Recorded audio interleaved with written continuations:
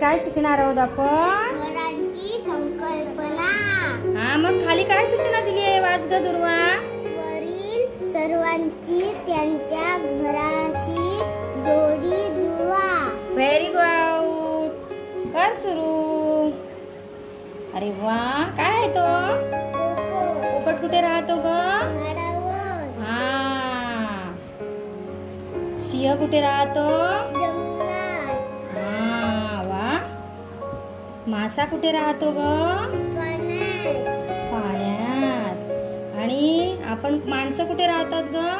घरात। घरात। सांग बघू आता पुन्हा कोणाचं घर कसे ते सुरुवातीपासून? पोपट राहतो झाडावर, सिंह राहतो जंगलात, मासा राहतो पाण्यात, माणूस राहतो घरात। व्हेरी गुड, छान दुर्वा। दुर्वासाठी टाळ्या वाजवा बाळांनो।